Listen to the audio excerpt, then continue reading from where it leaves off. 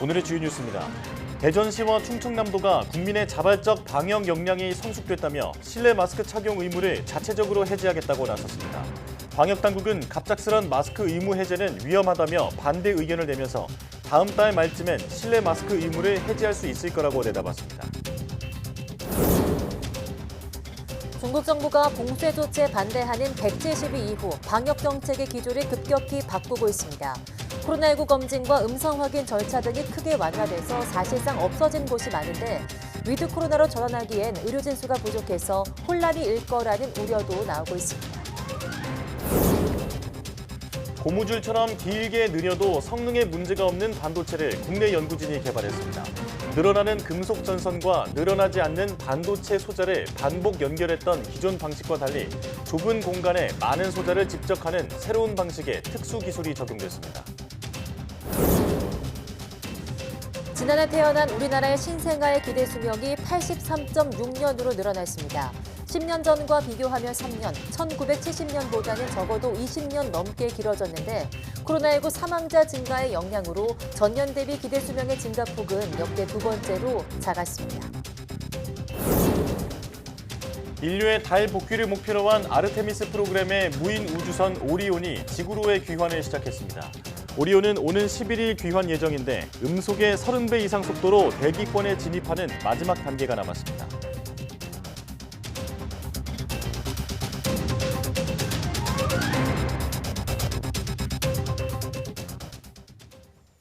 여러분 안녕하십니까? 사이언스 투데이 시작합니다. 대전시에 이어 충청남도도 마스크 자율화를 추진하고 나서면서 실내 마스크 의무 착용 폐지 움직임이 구체화하는 분위기입니다. 방역당국은 아직 신중히 접근해야 한다고 의견을 낸 가운데 오늘 15일 마스크 자율화를 두고 첫 전문가 토론회가 열릴 예정입니다.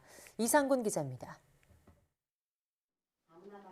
김태형 충남도지사가 실구관장 회의에서 마스크 자율화가 가능한지 검토할 것을 지시했습니다. 실내 마스크 착용 해제 검토에 나선 건 광역자치단체 중 대전시에 이어 충남도가 두 번째입니다. 김 지사는 정부의 실내 마스크 해제 문제를 적극적으로 검토해달라고 하고 그렇지 않을 경우 지방정부 입장에서 검토하겠다는 내용을 전달하라고 말했습니다. 코로나 예방에 대해서 얼마만큼 효과가 있는지 저는 아직 의문입니다. 의문이기 때문에 이 부분을 좀 적극 좀 검토를 좀 해서 좀 이 자율에 맡기는 형태로 가는 것도 바람직스럽다. 가장 먼저 정부의 실내 마스크 해제 의견을 제시한 이장우 대전시장은 내년 1월 시도지사의 권한을 행사해 행정명령을 발동하겠다는 입장을 분명히 했습니다. 국민의 자발적 방역 참여 역량이 성숙했으니 개인 위생과 방역에 대해서는 자율성을 부여하고 60세 이상과 고위험군 등은 제한적인 조치를 통해 합리적으로 관리해야 한다는 설명입니다. 의무적으로 착용할 수 있는 제한적인 조치는 일부 하더라도 일반 건강한 시민들은 자율적으로 마스크를 쓰고 벗는 것을 시행하는 것이 지금 현재에 가장 적합하다고 저는 판단하고 있습니다. 우려 섞인 목소리도 나옵니다. 정부의 방역을 자문해주는 정기석 코로나19 특별 대응 단장은 당장 실내 마스크를 해제해야 할 만한 특별한 변화가 없어 보인다며 신중히 접근해야 한다고 지적했습니다. 보시면 감염은 늘 거는 뻔합니다. 그 감염이 늘면 느는 만큼 중환자와 사망자는 늘게 마련입니다. 그분들이 사망을 해도 중환으로 가도 괜찮다고 여기는 국민은 아무도 없을 것입니다. 중앙재난안전대책본부는 지자체들과 긴밀히 협의해 나가고 있고 논의를 통해 원만히 해결할 수 있을 것으로 기대한다고 밝혔습니다. 이런 가운데 대전시 의사회도 이사회를 열고 실내 마스크 해제에 대한 본격적인 논의에 나섰습니다. 실내 마스크 착용 의무화 해제 요구가 공론화되고 있는 가운데 정부는 이번 달 말까지 두 차례 공개 토론회를 열어 전문가들의 의견을 모을 계획입니다. YTN 이상군입니다. 대전시와 충청남도가 새해부터 실내 마스크 착용 의무를 해제하겠다고 밝힌 가운데 정기석 국가감염병 위기대응 자문위원장은 내년 1월 말까지는 기다려달라고 당부했습니다. 정 위원장은 YTN 뉴스라이더에 출연해 10월 말에 석 달만 참아달라고 말씀드렸는데 석 달이 다 되어간다며 1월 말쯤이면 웬만큼 실내 마스크 의무를 해제할 수 있을 거라고 말했습니다. 또 일부 지자체가 60세 이상 등 고위험군에 마스크 착용 조치를 하겠다고 하는 것과 관련해서는 의료기관과 요양시설, 대중교통 정도만 제외하고 일제히 마스크 의무를 해제하는 게 가장 간편하고 단순한 방법이 될 거라고 말했습니다. 일부 지자체가 실내 마스크 의무 해제를 추진하거나 검토하는 것과 관련해 부산시도 내부적으로 검토하고 있다고 밝혔습니다. 부산시 관계자는 실내 마스크 해제에 대한 건의가 있어서 내부적으로 검토하면서 다른 지역 상황을 알아보고 있다고 말했습니다. 이 관계자는 실내 마스크 의무 해제가 중대본과 논의를 거쳐 결정할 문제라며 당장 행동에는 나서지는 않겠다는 뜻을 내비쳤습니다. 중국은 백지 시위 이후 방역 고삐를 확 푸는 동시에 대도시 주변에 대규모 격리 병동을 짓고 있습니다. 확진자 폭증에 대비한 조치로 보이는데 코로나19와 공존하기엔 의료시설과 인력이 부족해서 불안과 혼란도 높아지고 있습니다. 베이징 강정규 특파원이 보도합니다. 불과 2주 전 PCR 검사 의무화 기준을 48시간 이내로 강화했던 베이징. 이젠 대중교통을 탈 때 아무도 건강 QR코드를 검사하지 않습니다. 核酸点不是撤了好多吗？有的人做不上核酸，就是说出来，就是说因为这个交通没有限制了。 상하이는 관광지나 공공장소에 드나들 때도 음성 증명이 필요 없어졌고 광저우 등 일부 지역에선 신속 항원 검사로 대체되기도 했습니다.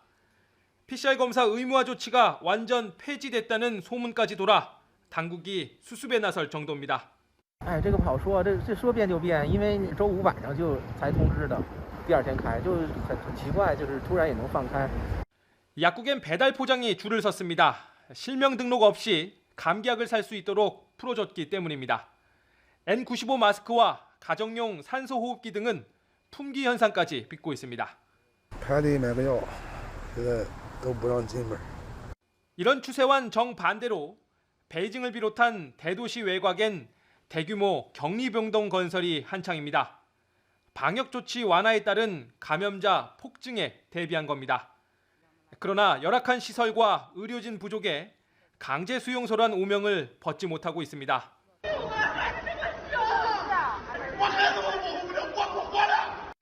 중국의 병상 수는 1000명당 6.7개, 중환자 병상은 10만 명당 4개에 불과한 실정입니다. 또 80세 이상 고령층 접종률은 65.7%, 부스터샷 비율은 40%대에 그칩니다. 我们呼吁80岁以上老年人要加快推进疫苗接种，特别是加强针的接种。 지난 3년 동안 고수해온 제로 코로나 정책의 출구를 찾아 나선 중국. 한간에선 코로나19 대유행이 이제부터 시작이란 말도 들립니다. 베이징에서 YTN 강정규입니다. 중국 정부가 내년 2분기까지 제로 코로나 정책을 끝낼 거란 전망이 시장 전문가 사이에서 우세한 것으로 파악됐습니다. 블룸버그 통신이 이코노미스트 16명을 대상으로 조사한 결과 중국 정부가 내년 2분기 또는 그 이전에 제로 코로나 정책을 폐기할 것이라고 답한 사람은 12명이었습니다. 12명 가운데 올해 4분기에 끝날 것이라고 답한 사람은 1명이었고 내년 1분기 4명, 2분기 7명이었습니다. 하지만 일부 이코노미스트들은 중국의 의료 자원이 부족하고 노년층 예방 접종률이 낮은 점을 들어서 방역 정책 전환이 순탄하지 않을 것이라고 전망했습니다. 코로나19 입국 규제가 풀리면서 한국과 일본을 오가는 항공편이 잇따라 재개되고 있습니다. 니혼게이자의 신문은 7개 한국 항공사의 한일 운항편이 이달 중 한 주 왕복 670편으로 지난달에 비해서 30% 늘어난다고 보도했습니다.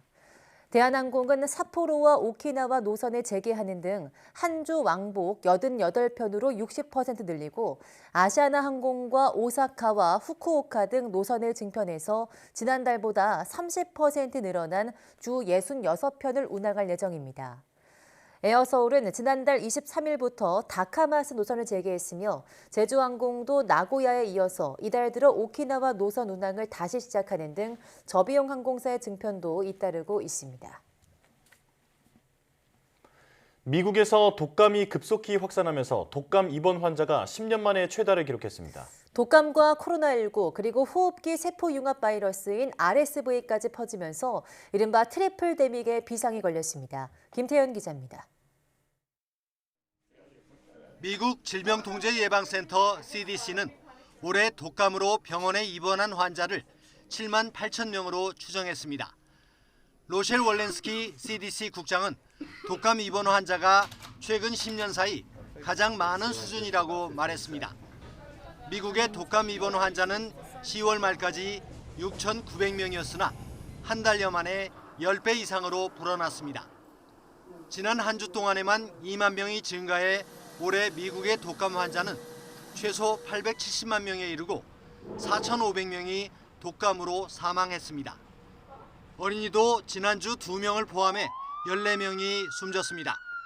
전문가들은 독감 백신 접종률이 매우 낮아 어린이와 고령자들이 더욱 취약해졌다고 지적합니다.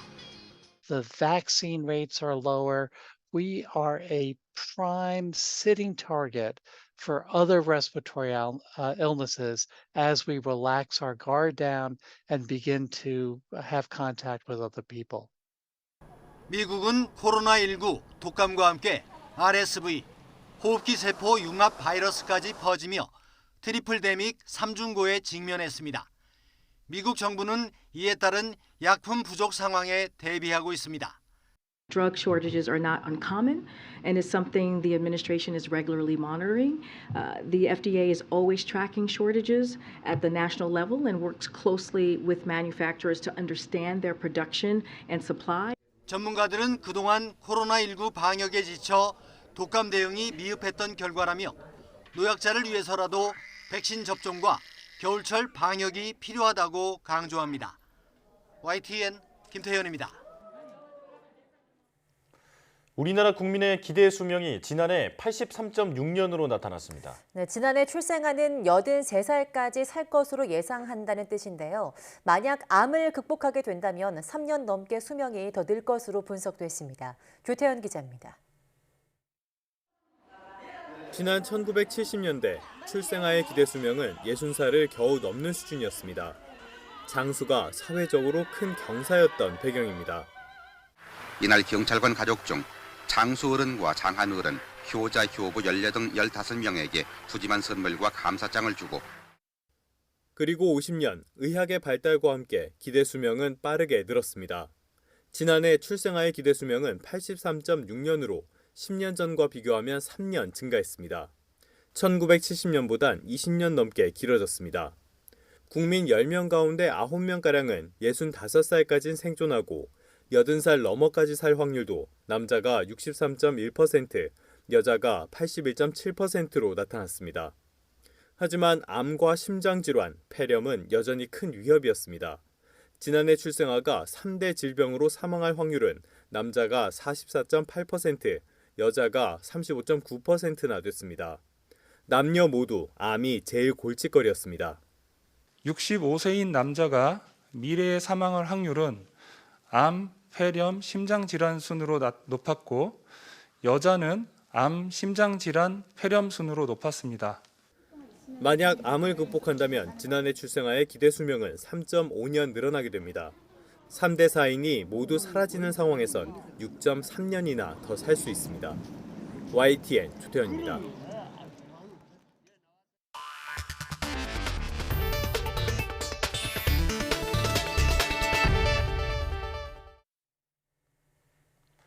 지난 10월 발생한 카카오 먹통 사태로 지금까지 모두 10만 5천여 건의 피해 사례가 접수된 것으로 집계됐습니다. 정부는 SKCNC와 카카오, 네이버 등 관련 회사들의 화재 등 재난 발생에 대비한 모니터링과 핵심 기능 이중화 등의 대책을 요구했습니다. 이종호 과기정통부 장관의 발표 내용 들어보겠습니다. 정부는 SKCNC, 카카오, 네이버 3사에게 1개월 이내로 주요 원인에 대해 개선 조치하거나 향후 조치 계획을 수립하여 방송통신재난대책본부에 보고하도록 행정지도할 계획입니다. SKCNC에 대해 데이터 센터 화재 예방 및 탐지 강화를 위한 다음과 같은 사항을 요구하였습니다. 현재 배터리 모니터링 시스템 외에도 다양한 화재 감지 시스템 구축을 검토하고 배터리 모니터링 시스템 개척 정보 등 관리 강화 방안을 수립하고 리튬이온 배터리 화재 시 필요한 소화 설비 등의 구축 계획을 수립하거나 대안을 제시토록 하였습니다. 카카오에 대해 서비스 다중화 수준 강화를 위한 다음과 같은 사항을 요구하였습니다. 근본 카카오 서비스 장애 복구 지연의 핵심 원인인 운영 및 관리 도구를 데이터 센터 간 매우 높은 수준으로 다중화하고 핵심 기능에 대해서는 우선순위, 중요도 등을 고려하여 현재보다 높은 수준의 분산 및 다중화를 적용할 수 있는 방안을 수립토록 하였습니다. 네이버에 대해 보다 철저한 장애 예방과 신속 복구를 위해 서비스별 복구 목표, 장애 시나리오별 복구 방안 등을 재점검하여 개선 방안을 마련하고 최악의 상황을 가정한 모의 훈련을 실시하여 보고토록 하였습니다.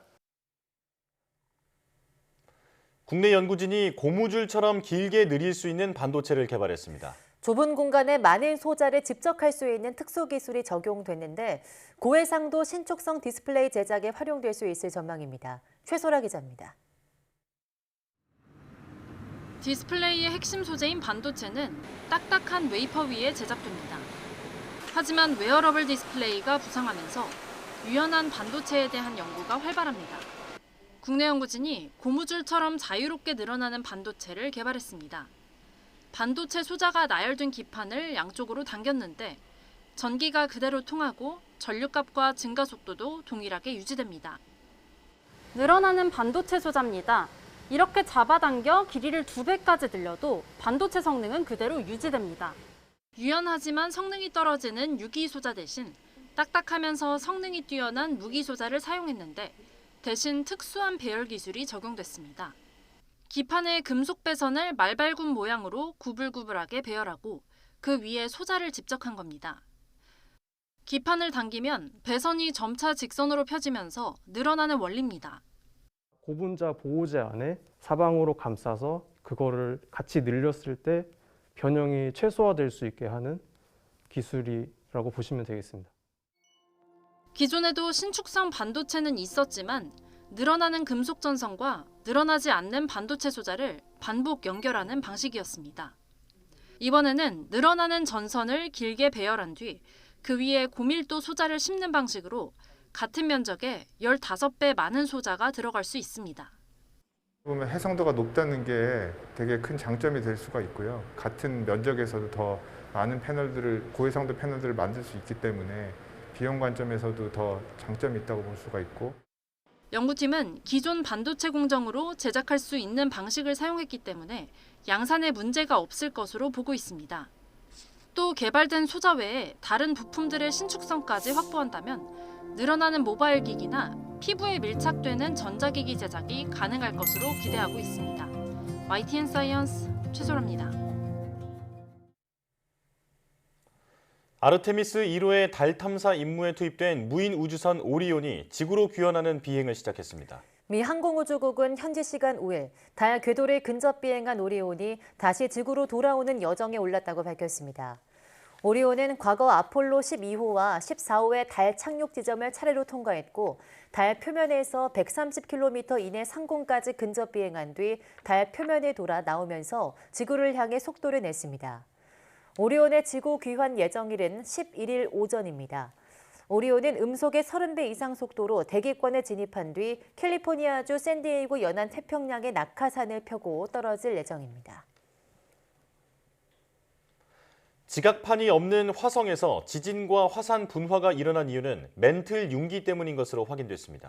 미국 애리조나 대학 달 행성 연구소의 아드리엔 브로케 박사팀은 화성 북부 저지대 중 적도에 근접한 엘리시움 평원에서 멘틀 융기 흔적을 발견했다고 밝혔습니다. 멘틀 융기는 행성 깊은 내부에서 중간층인 멘틀을 뚫고 지각 밑까지 도달한 원통형의 용암으로 지진과 단층 작용, 화산 폭발 등을 유발합니다.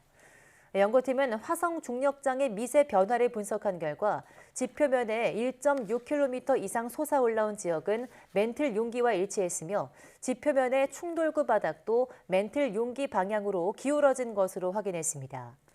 브로케 박사는 화성 탐사선 인사이트5가 지질학적으로 따분한 곳일 수 있는 화성 저지대 평원에 착륙한 것으로 여겨져 왔지만 이번 연구를 통해서 활성 멘틀 융기 바로 위에 착륙했다는 것을 확인했다고 설명했습니다.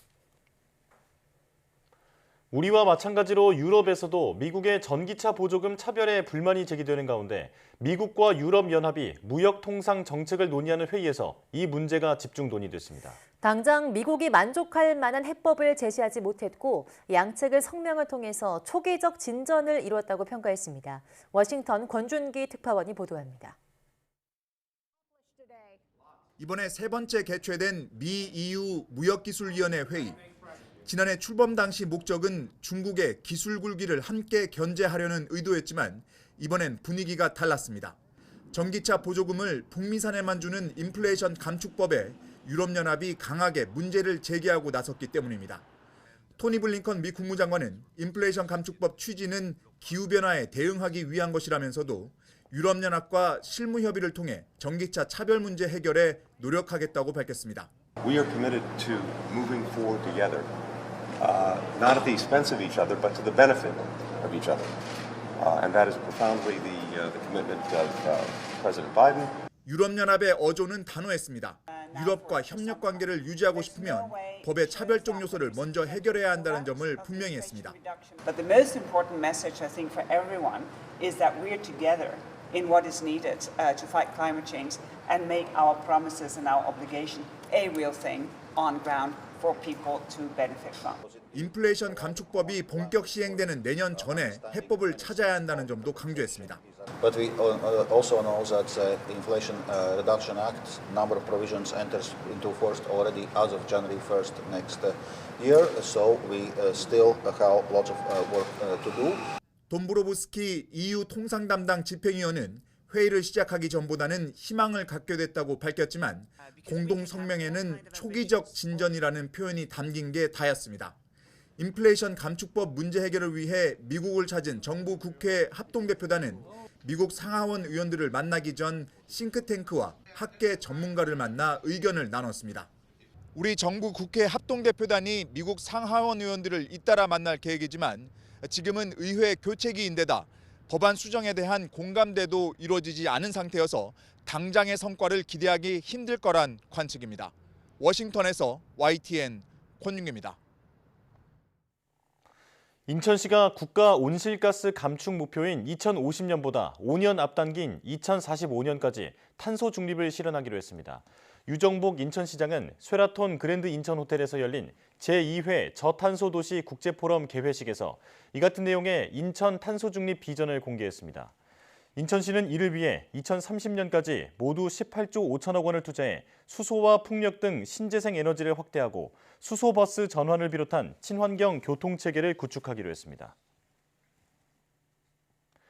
교육부가 학교 규제와 관리 대신 정책 지원을 통한 인재 양성을 목표로 10여 년 만에 대대적인 조직 개편을 단행합니다. 이에 따라 대학 규제와 감독 기능을 하던 고등교육 정책실을 폐지해 인재정책실로 개편하고 에듀테크 활용을 위한 디지털 교육국과 규제 개선을 위한 대학교재 개혁국을 신설합니다. 교육부는 4차 산업혁명과 디지털 대전환, 저출산과 고령화 등 변화에 발맞춰 교육개혁 과제를 효율적으로 추진하고자 조직을 개편한다고 밝혔습니다. 최근 경제적인 문제로 어려움을 겪던 일가족이 극단적인 선택을 하는 안타까운 사연이 잇따르고 있습니다. 정부는 이런 가구를 사전에 파악하기 위한 위기 정보를 늘려서 촘촘하게 관리하겠다고 밝혔는데 현장 발굴 인력과 지원 문턱의 한계도 극복해야 할 대상이라는 목소리가 나오고 있습니다. 임성재 기자입니다. 지난달 23일 서울 서대문구에 있는 다세대 주택에서 60대 어머니와 30대 딸이 숨진 채 발견됐습니다. 건강보험료는 1년 넘게 밀렸고 통신비 등도 반년가량 내지 못하는 등 극심한 생활고를 겪었던 것으로 추정됩니다. 엄청 많이 쌓여 있어서 다 못 들어가서 바닥에 튀어나올 정도로 많이 쌓여 있었거든요. 때문에 숨진 모녀는 정부가 매년 파악하는 복지 사각지대 발굴 대상자로 분류됐습니다. 하지만 등록된 거주지와 실제 거주지가 달랐던 탓에 지자체 등의 도움은 받지 못했습니다.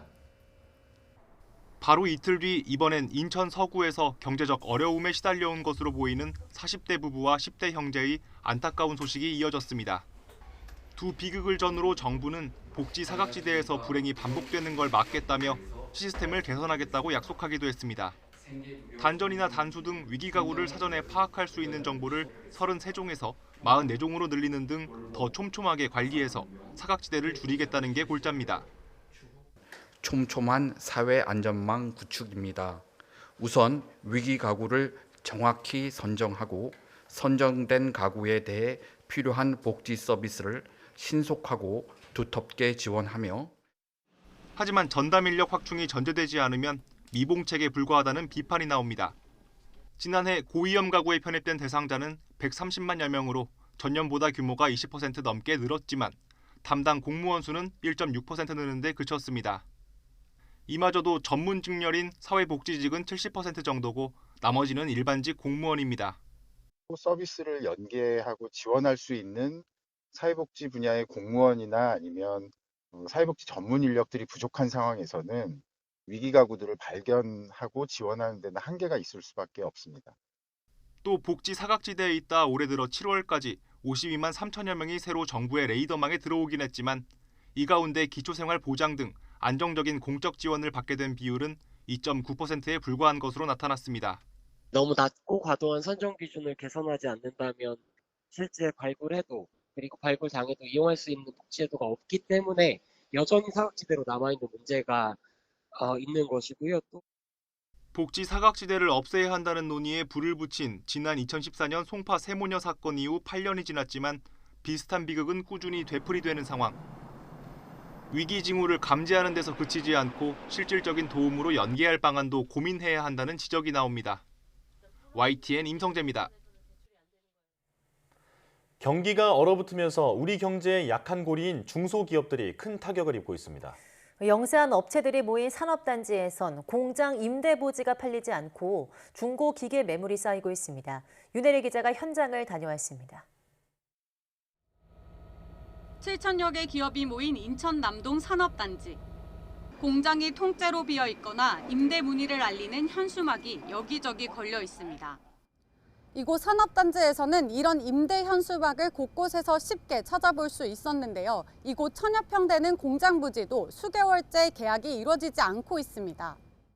가파르게 오른 금리 때문에 임대나 매매 계약 문의가 거의 끊겨버린 겁니다. 공장 가격을 재작년 가격으로 낮춰주지 않는 이상 지금 금리로 거래되는 건 조금 쉽지 않지 않을까. 왜냐하면 금리가 1년 전보다 정확히 2배, 최소 2배가 올랐어요. 급전이 필요해 폐업한 업체들이 처분한 중고기계 매물도 쌓이고 있습니다. 사가는 업체가 없다 보니 헐값을 고철로 처분해야 할 지경입니다. 기존 작년까지만 해도 제가 갖고 있는 보유 중고기계가 한 40, 50대 정도 됐는데 나오는 건 많고 판매는 안 되다 보니 지금은 한 80대, 90대 정도로 늘고 있고 경기가 위축되면서 주문량도 줄다 보니 인천 남동산당 가동률은 지난 3월 79%에서 지난 8월 76.8%로 2.2%포인트 하락했습니다. 문제는 앞으로 경기가 좋아지지 않을 거란 부정적인 전망이 더 크다는 점입니다. 중소기업들이 체감하는 지난달 경기 업황 전망 지수는 82.3으로 지난 10월보다 2.8포인트 하락했습니다. 경영에 어려움을 겪는 이유로는 내수 부진과 원자재값 상승, 인건비 상승 등을 꼽았습니다. 물가, 금리, 환율 3고 여파에 우크라이나 사태 장기화 등 글로벌 경기 둔화, 소비 심리 위축 등의 영향으로 중소기업 체감 경기 회복에 대한 기대 심리가 다소 약화된 것으로 판단하고 있습니다. 경기 침체 한파가 올해 겨울철 고비를 앞둔 중소기업들에 더 매섭게 몰아닥치고 있습니다. YTN 윤혜리입니다. 정부가 어려운 경제 상황을 고려해서 내년도 예산의 상반기 집행 목표를 역대 최고 수준으로 끌어올리기로 했습니다. 최상대 기획재정부 2차관은 서울 한국소출입은행에서 재정집행 관계 차관 회의를 열고 이 같은 내용을 논의했습니다. 최 차관은 내년 초까지 어려움이 클 것으로 보이는 민생 경제에 대응하기 위해서 상반기 신속 집행 기조 아래 재정 집행을 적극적으로 관리하겠다고 강조했습니다. 예산 상반기 집행 목표는 지난해와 올해 63%로 역대 최고였지만 내년엔 이보다 더 높은 수준으로 올리겠다는 뜻으로 풀이됩니다.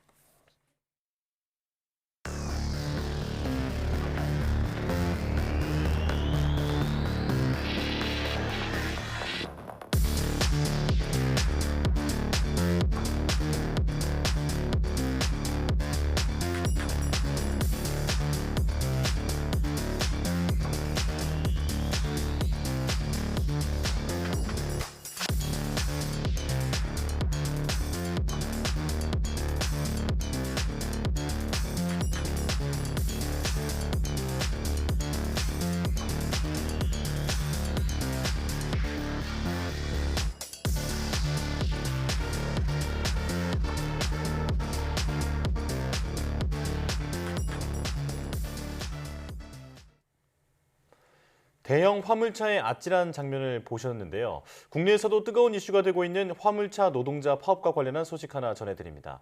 화물연대 파업 여파로 탁송 차량 운행이 멈추면서 기사들이 직접 신차를 운전해서 옮기는 로드 탁송이 이뤄지고 있습니다. 일당이 쏠쏠해 구직자가 몰리고 있는데요. 제대로 된 사전 교육이나 운전 면허증 확인도 없이 이루어진다는 우려가 제기되고 있습니다. 나연호 기자입니다. 채 동이 트지 않은 이른 아침, 광주천 옆에 있는 쉼터에 수십 명이 모여 있습니다. 몇 시간이고 추위를 견뎌야 한다는 것을 아는 듯 두꺼운 옷에 모자, 손난로까지 단단히 챙겼습니다. 다른 데 직업 소개서에 가면 일당 15만 원에 덜덜덜 떨면서 고생도 많이 하는데 여기 오면 그 새 차도 기분 좋게 한번 차를 탈 수도 있고. 완성된 차를 직접 운전해 출고장 등으로 옮기는 이른바 로드 탁송 일자리를 구하려는 줄입니다. 화물연대 파업으로 탁송 차량 운행이 멈추면서 나타난 현상입니다. 모집한 탁송 기사를 자동차 공장으로 데려가기 위해 집결지 주변 도로에는 버스 10여 대가 줄을 섰습니다.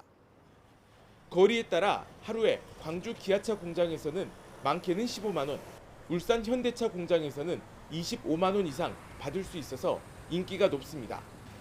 일감을 미리 통보받은 사람들도 있지만 그렇지 않으면 새벽부터 나와서 기다리다가 일감을 얻지 못하는 경우도 허다합니다.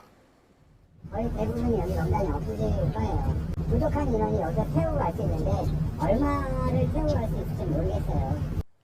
일용직 기사를 모집하는 게 급하게 이루어지다 보니 우려되는 부분도 적지 않습니다.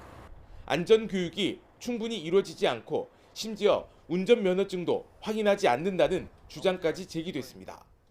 운전면허증 확인을 안 하고 탑승을 시키고 지금까지도 운전면허 확인을 안 하고 그거 있어요.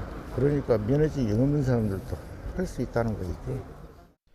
업체 측은 운송사에서 급하게 일을 추진하면서 일부 허점이 있었다며 최근 여러 지적에 대한 점검을 마쳤다고 설명했습니다. 소비자들이 새 차의 주행거리가 100km 넘게 찍혀 있는 것을 어떻게 받아들일지도 관심입니다. YTN 나연호입니다. 한국과 베트남이 공급망 분야에서 협력을 강화하는 방안을 모색하기로 했습니다. 추경호 부총리 겸 기획재정부 장관은 서울 롯데호텔에서 열린 한 베트남 비즈니스 포럼에 참석해 이같이 말했습니다.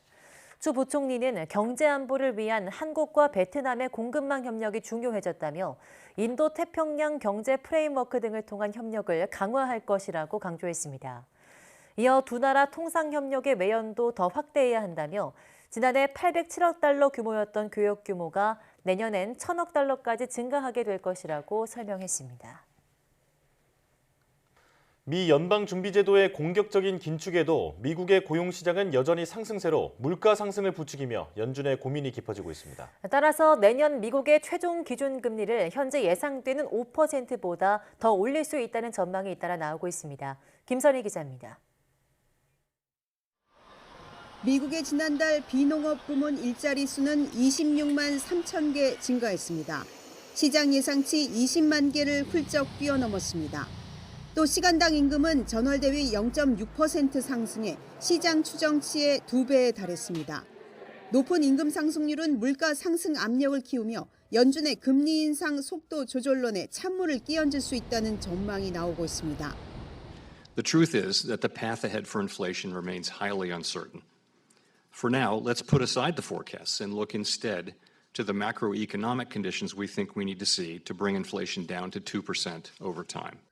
노동시장의 과열로 내년에도 공격적인 금리 인상이 계속될 것이란 전망이 잇따르고 있습니다.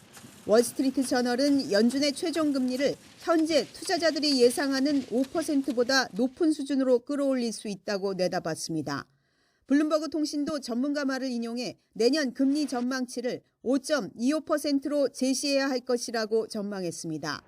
인플레이션 위험을 계속 경고해왔던 레리 서머스 미국 전 재무장관은 기준금리를 6%까지 올려야 할 수도 있다고 지적했습니다. 오는 13일 열리는 FOMC 정례회의에서는 0.5%포인트 금리 인상이 확실시되고 있습니다. 하지만 11월 소비자 물가지수가 높게 나올 경우 내년 2월 연속 빅스텝을 밟을 가능성도 제기됩니다. 이런 분위기 속에 경기 침체를 의식한 미국 기업들의 대량 해고 바람이 계속되고 있습니다. 아마존과 메타, 월마트에 이어 펩시콜라도 북미 본사에서 수백 명의 해고를 예고했습니다. YTN 김선입니다. 연말이면 크리스마스가 기다려지는데요. 우리 공군이 산타클로스로 깜짝 변신했습니다. 태평양의 섬에 생활 필수품을 공급하는 크리스마스 공소작전을 실시한 건데요. 어떻게 진행됐는지 한현희 기자가 보도합니다. 수송기 적재함이 열리자 푸른 태평양 바다가 펼쳐집니다. 정성껏 포장해온 상자를 밀어내자 낙하산이 펼쳐지며 해안가에 떨어져 내립니다. 활주로를 만들 수 없어 비행기나 헬기가 착륙할 수 없는 작은 섬에 생활 필수품을 전달하기 위해 저고도에서 해변으로 화물을 공중 투어한 겁니다. 크리스마스 공수작전으로 불리는 이번 작전에는 우리나라와 미국, 일본, 호주, 뉴질랜드 등 5개 나라가 참여했습니다. 미 공군이 지난 1952년 괌 남쪽의 미크로네시아 지역 섬 주민들을 위해 생활 필수품을 공수하며 시작된 가장 오래된 인도적 지원 작전인데 우리 공군은 올해 2번째로 참가했습니다. 미 공군은 인도적 지원을 위해 매년 12월 이 작전을 시행해왔고 우리 공군은 인도적 지원 역량 강화와 참가국 간 협력 증진을 위해 지난해부터 미 공군의 초청에 따라 본 훈련에 참여하고 있습니다. 이번 작전에선 미크로네시아의 10여 개 섬을 대상으로 의약품과 의류, 생활 필수품을 공급하는데 제15 특수임무비행단 소속 C-130 수송기 1대와 조종사, 정비사, 지원 요원으로 구성된 훈련단 30여 명이 투입됐습니다. 괌의 앤더슨 공군기지에서 인근 주민들과 함께 화물 상자를 포장한 뒤 투하했는데 공군은 이번 작전으로 다국적 공군과의 연합 공수작전 능력을 키웠다며 앞으로도 국제사회의 일원으로서 인도적 지원과 구호 활동을 실천하겠다고 강조했습니다. YTN 한현입니다.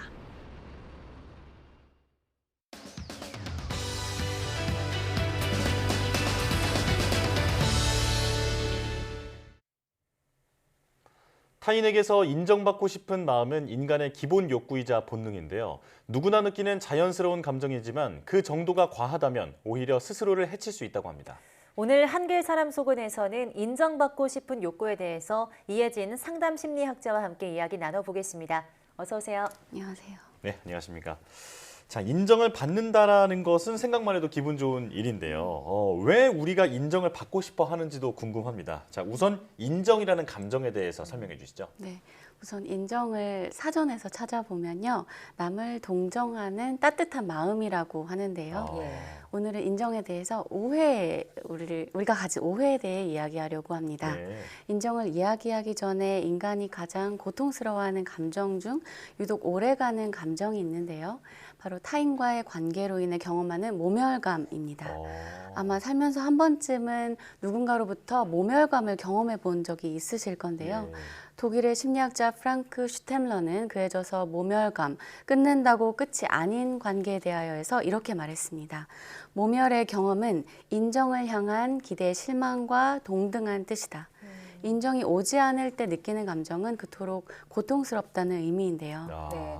그러니까 인정을 받지 못할 때 모멸감을 느낄 수 있다 이렇게 해석할 수 있을 것 같은데요. 그런데 인정을 항상 받을 수는 없잖아요. 그렇습니다. 그래서 우리가 많은 고통을 경험하게 되는데요. 인정은 항상 받기도 힘들고 또 인정이 오지 않는 상황도 다양합니다. 내가 가장 많이 만나는 사람들과의 관계를 떠올려 보면 쉬운데요. 흔히 가족 간에서도 특별히 인정받고 싶은 사람이 있죠. 일터에서도 마찬가지고요. 사람마다 상황마다 인정받고 싶은 대상도 인정받고 싶은 모양도 참 다양합니다. 상대방으로부터 존중받고 싶은 마음은 인간의 기본 욕구이자 본능이기 때문인데요. 문제는 많은 사람이 바라는 인정이 오지 않을 때 이렇게 생각합니다. 나는 자존감이 낮아서 인정을 바라는 것 같아. 또 다른 고통을 만들어내는 것이죠. 아, 그렇군요. 자, 조금 전에 인정에 대한 오해를 오늘 주제로 이제 설명해 주신다고 말씀하셨는데 어떤 오해가 있나요? 네, 참 많은 오해가 있는데요. 대표적인 오해가 바로 자존감과 관련된 생각입니다. 우리가 흔히 스스로를 사랑하자, 내가 나를 인정하면 된다와 같은 말이 사회적으로 좀 많이 있어요. 그래서 어느새 타인의 인정을 바라는 욕구 자체가 부끄러운 일이 되어가고 있습니다. 그런데 인정 욕구는 인간의 자연스러운 본능인데 말이죠. 듣고 보니 저도 그렇게 생각을 좀 하고 있는 것 같다라는 생각이 드는데요. 자, 관련된 오해에 대해서 조금 더 구체적으로 설명해 주시죠. 네, 앞에 질문에서 자존감이 낮을 때 그런 내가 인정을 바라면 더 고통스럽다고 말씀드렸는데요. 이와 연결되는 예시를 들어보면요. 자존감이 높아 보이는 사람이 있어요. 이 사람은 인정이 오지 않는 상황에도 크게 연연하지 않는 모습이 여러 차례 관찰되는 거예요. 그런 모습을 보면서 저 사람은 자존감이 높아서 타인의 인정 따윈 필요가 없나 보다. 이렇게 생각하면 어떻게 될까요? 자존감 낮은 사람이 이렇게 해석한다면 마음은 더 고통스러워집니다. 여기서 사실 합리적인 해석은 이렇습니다. 저 사람은 자존감이 높아서 인정이 필요 없는 것이 아니라 이미 충분히 인정 경험을 축적하고 있는 상태인 것이죠. 인간이라면 누구나 중요한 사람에게 인정받고 존중받는 경험이 필요한데요. 심리학자들의 연구에 따르면 인정받았던 경험은 내부에 저장됩니다. 그래서 과거에 인정받았던 경험이 축적되어 있는 사람은 이후에 인정받기 어려운 상황이 오더라도 과거의 인정을 꺼냈을 수 있는 상태라고 보는 것이 합리적인 해석이죠. 그러니까 남들은 자존감이 높고 나는 그렇지 못하다고 규정하는 게 흔히 범하는 오해라는 말씀이신 것 같은데요. 이런 오해가 생기는 이유가 뭘까요? 네, 이것이 참 우리가 나 스스로를 사랑해야 된다라는 사회적 분위기도 큰 몫을 했고 또 우리가 욕구를 알아차리는 것에도 익숙하지 않습니다. 욕구는 감정의 이면에 자리 잡고 있는데요. 우리는 사실 부정적인 감정조차 다루기 어려워합니다. 그런데 인정받기 어려운 상황은 누구에게나 크고 작은 고통으로 여겨지는데요. 그때 우리는 인정 욕구 자체에 집중하는 것이 아니라 나의 특정 성격과 결합해서 생각하고 행동합니다. 이때부터 인정 욕구에 대한 왜곡이 시작됩니다. 예를 들어 볼게요. 누구에게나 예스라고 답하는 사람이 있습니다. 이 사람은 타인의 반응이 절대적으로 중요한 사람이에요. 그래서 상대방이 좋아할 것 같은 반응만 골라 합니다. 자신의 욕구는 뒤로 하는 것이죠. 그렇게 타인에게 맞추면 인정이 올 거라고 기대하기 때문입니다. 그런데 바라는 인정이 오지 않을 수도 있잖아요. 그럴 땐 인정 욕구를 버릴 것이 아니라 그런 자신의 행동 패턴을 점검해야 하는데요. 많은 경우 인정받길 원하는 마음 자체를 부정하게 됩니다. 근본적인 성격을 탐구하지 않고 욕구 자체를 버리고 싶어하는 마음으로 사실 회피하는 것이죠. 그래서 인정 욕구는 더 오해를 받고 채워지지도 않는 상태가 계속되는 악순환이 이어집니다. 그런데 말씀을 듣고 보니까 이런 상태가 좀 오래 지속이 되면 스스로가 지금 내가 어떤 마음인지를 좀 헷갈릴 수도 있을 것 같아요. 이 잘못된 인정 욕구를 확인할 수 있는 방법이 있나요? 네, 인정 욕구가 건강하게 해소되지 못할 때 나타나는 특성들을 살펴보면 이해가 쉬운데요. 다음에 6가지 문항을 보시면서 내가 이럴 때가 있나 한번 떠올려 보시기 바랍니다. 내 안의 인정 욕구를 살펴보는 데 도움이 되는 문항들인데요. 네, 첫 번째 1번. 다른 사람들의 칭찬이나 관심을 받지 못하면 기분이 나빠진다. 2번. 항상 다른 사람들로부터 인정과 지지를 받고 싶다. 3번. 중요한 타인의 반응에 따라 감정의 기복이 생긴다. 4번. 힘들 땐 중요한 타인에게 기대서 나의 부정적인 감정을 해결한다. 5번, 나는 반드시 내가 하는 일에서 최고가 되어야 한다. 6번, 남들보다 뒤처진다고 생각하면 잠이 안 온다. 쭉 보니까 한 3가지 정도 해당되는 것 같습니다. 네. 여러분들도 일상생활 하시면서 방금 말씀드린 6가지 꼭 떠올려 보시는 게 좋을 것 같은데요. 그렇다면 인정 욕구를 건강하게 활용하기 위해서 어떻게 해야 될까요? 네, 회사의 예시를 들어볼게요. 어떤 사람은 10인분의 일을 해도 만족하지 못합니다. 이렇게 성취에 민감하게 살아온 사람이라면 어느 순간 몸과 마음이 지쳐 번아웃을 맞이하게 되겠죠. 네. 인정 욕구가 과하다 보니 중독에 이르는 것인데요. 그럴 때 인정 욕구를 포기할 것이 아니라 덜 강박적이면서도 성취할 수 있는 방법을 찾는 데 집중해야 합니다. 이 사람의 삶에서 성취가 중요하지 않게 되는 것이 아니라 성취 이외에도 중요한 것이 생길 수 있는 여유를 만드는 것입니다. 그래서 성취 자체에 중독된 삶이 아니라 성취하면서도 자신의 몸과 마음을 챙길 수 있는 루틴을 만드는 것이 필요한데요. 우리가 1인분의 일을 했다면 반드시 쉬는 시간을 챙기는 것처럼 에너지를 관리하는 삶이 필요합니다. 네. 인정 욕구가 중독될 수도 있다는 말이 인상 깊게 다가오는데요. 자, 인정 욕구가 왜곡된 사례에 대해서도 설명해 주시죠. 네, 인정 욕구가 왜곡된 장면 중에 우리 흔히 SNS 사용하는 예시가 많은 분에게 와닿을 것 같아요. 네. 요즘같이 디지털 세계에 익숙한 세대에게 SNS상에서의 존재감을 포함한 인정은 매우 중요한 욕구이기 때문입니다. 어떤 사람은 SNS상에서 늘 멋짐을 확인받아야 안도합니다. 남들의 시선, 좋아요, 이런 반응에 감정이 널뛰는 것이죠. 앞서 예시로 든 성취에 중독된 사람처럼 인정 욕구가 과하다 보니 인정에 중독된 상태인 것입니다. 그런데 현실적으로 늘 멋진 사람이 있을 수는 없잖아요. 그렇죠. 늘 멋져야 한다고 생각하는 사람에게 필요한 건 멋지지 않은 순간에도 자신의 가치가 있다는 점을 관심 가져보는 것입니다. 타인으로부터 멋지다고 인정받는 나 이외에도 나에겐 다양한 내가 있다는 점을 생각해 보는 겁니다. 네. 자, 오늘은 인정에 대해서 얘기를 나눠봤는데요. 저는 오늘 이야기가 어떤 목표를 향해서 달려가는 젊은 층이 특히나 더 많이 공감하는 얘기가 아니었을까 싶습니다. 지금 내가 바라는 인정이 남이 아니라 정말로 내가 원하는 것인지를 한 번쯤은 되돌아볼 필요가 있을 것 같습니다. 자, 한길 사람 속은 상담심리학자 이혜진 대표와 함께했습니다. 고맙습니다.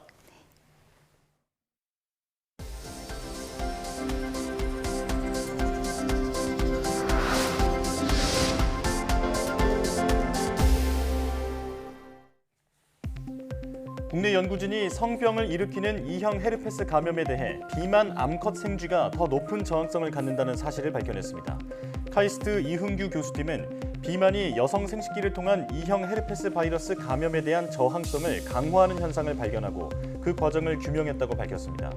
연구팀은 비만 암컷 생쥐의 질내에 유입된 균들이 아미노산의 일종인 아르기닌을 활발히 생산한다는 사실을 발견했으며 아르기닌이 면역 반응을 강화해 헤르페스 바이러스 감염과 전파를 억제하고 있음을 확인했다고 설명했습니다. 국내 연구진이 바이오 연료의 생산 효율을 극대화할 수 있는 친환경 용매를 개발했습니다. 키스트 김광호 박사팀은 기존 바이오 연료 생산 공정에 필요한 석유화학 기반의 용매를 완전히 대체할 수 있는 2개의 친환경 공용 용매를 개발했다고 밝혔습니다. 공용 용매는 두 종류의 성분이 강한 수소 결합으로 혼합돼서 각 성분보다 더 낮은 녹는 점을 가진 혼합물로 핵 자기공명 분광기와 계산화학 등을 이용하는 고도의 분속법을 통해 만들어졌습니다. 연구팀은 개발한 공용 용매를 실제 공정에 적용한 결과 오염물질이 배출되지 않고 세척 용수의 사용도 필요하지 않았으며 용매 재사용도 가능했다고 설명했습니다. 국내 연구진이 빛에 의해 발생하는 온도 변화를 실시간으로 빠르고 정확하게 측정할 수 있는 투명 온도 센서를 개발했습니다. 대구경북과학기술원 강홍기 교수팀은 온도 차이에 의한 빠른 전하 이동으로 전압 신호가 발생하는 열전 효과를 이용해 수밀리초 미만의 짧은 시간에 빠른 온도 변화도 측정할 수 있는 투명 온도 센서를 개발했다고 밝혔습니다. 개발한 투명 온도 센서는 가시광선 영역에서 평균 97%의 높은 투명도를 확보했으며 제작이 간단한 잉크젯 프린팅 공정을 이용해 높은 디자인 자유도를 가졌다는 장점을 가졌습니다. 습도에 따라 홀로그램 이미지가 변하는 디스플레이 기술이 개발됐습니다. 포스텍 노준석 교수팀은 습도에 따라 홀로그램 이미지의 밝기나 색깔이 바뀌는 수분 감응형 디스플레이를 개발했다고 밝혔습니다. 개발한 디스플레이는 폴리비닐 알코올 소재를 이용해서 습도가 높아질수록 이미지가 흐려지고 습도가 낮을 때는 푸른색을 띠다가 습도가 높아질수록 붉은색으로 바뀌는 특징을 지녔습니다. 연구팀은 또 나노 임프린트 공정을 이용해서 도장 찍듯이 무제한으로 디스플레이를 찍어내는 기술을 개발해 상용화 가능성도 크게 높였습니다.